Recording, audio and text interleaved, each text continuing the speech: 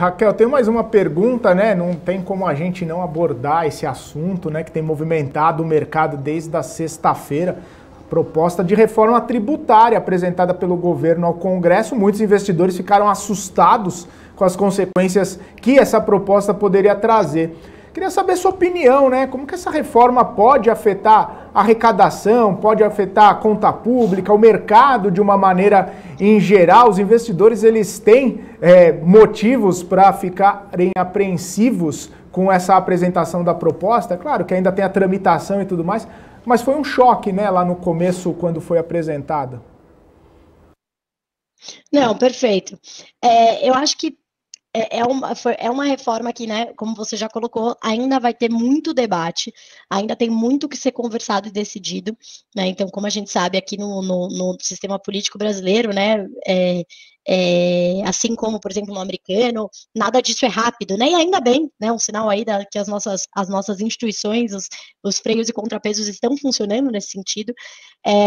Mas dito isso, baseado na proposta que foi apresentada, o que a gente tem do ponto de vista econômico, né, macroeconômico?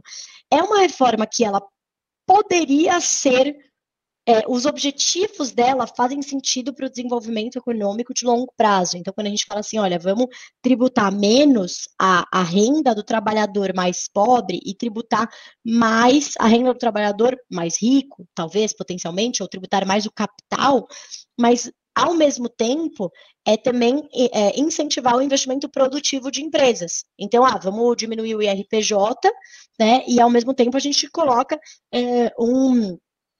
implementa um imposto sobre dividendos, sobre lucros e dividendos. O problema é que essa reforma, ela meio que tentou fazer tudo, né? Ela propôs aí uma redução já começando uma redução do IRPF para a pessoa física, para um valor bastante alto já para padrões internacionais. Então, a gente está falando de mais de 16 milhões de brasileiros que vão entrar, além dos que já estão isentos do imposto de renda.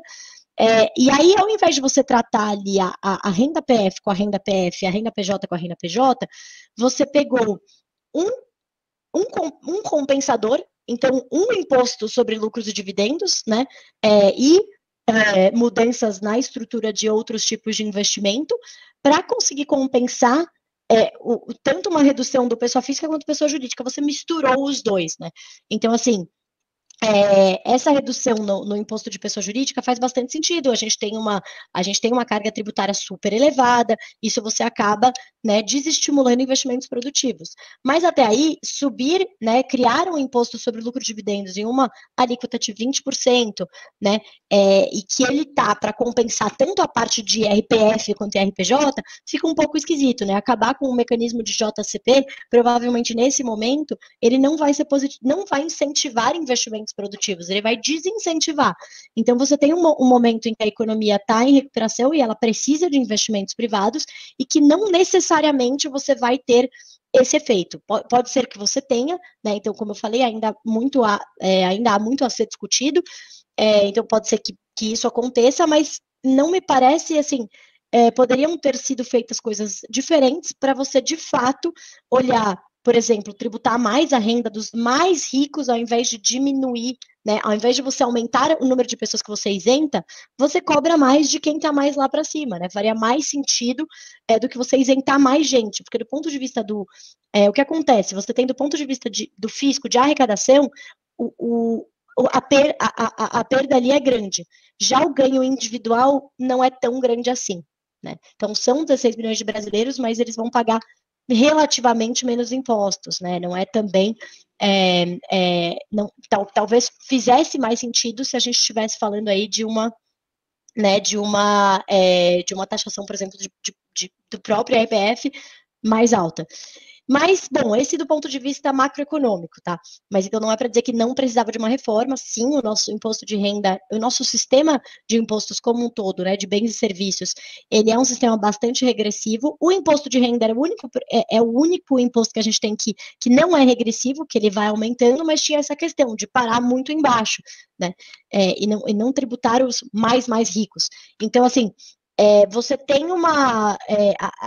essa proposta não parece equilibrar muito essa lógica que o Ministério da Economia está se propondo. Mas Então, acho que assim, isso vai continuar sob discussão, vamos ver qual que vai ser a última versão da proposta para ver se de fato faz sentido isso ao que o governo está se propondo. Tem alguns pontos super importantes que precisavam ser feitos, como tributação de serviços aqui no Brasil, de empresas domiciliadas em paraísos fiscais, por exemplo, que está super em linha com as melhores práticas internacionais para evitar a evasão eles chamam de evasão de base tributária, né? Base erosion e profit shifting, que é você montar a sua empresa para fugir da tributação global, né, no mundo. Então, assim, isso positivo.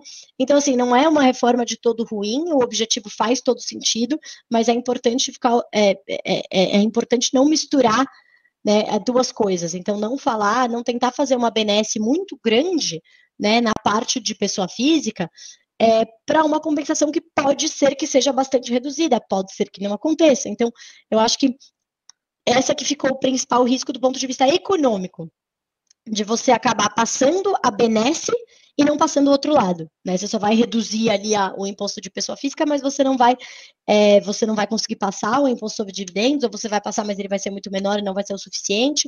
Eu acho que o governo pensou nisso tudo, colocou um pouco mais de gordura nessas alíquotas, mas mesmo assim é algo que tem que, enfim, que traz um pouco de preocupação.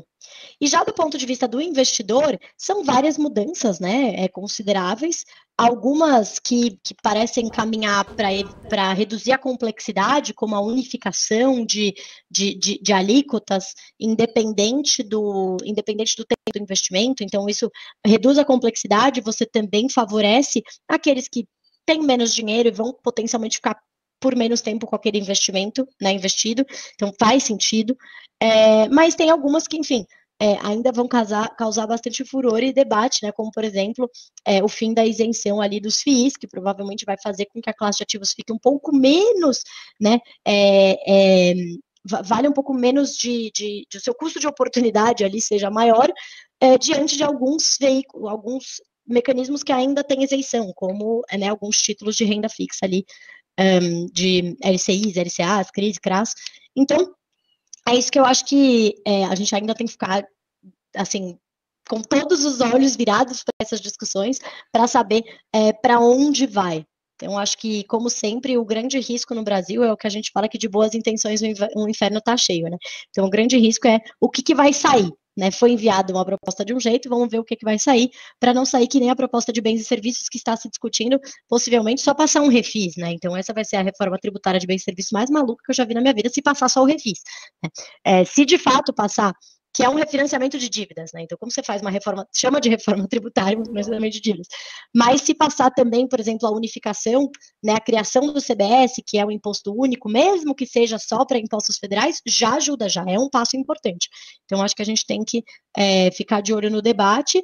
E como o investidor pessoa física, principalmente, né, que a gente, inclusive, na Rico olha bastante, pensar com muita calma, não tomar decisões atribuladas nesse momento, porque ainda tem muita discussão, muita coisa não está clara, nem para especialistas, né, nem para advogados tributários, pessoas da Receita Federal. Então é aquilo, né? Quem somos nós para saber se nem esse pessoal, né, que olha isso muito de perto sabe?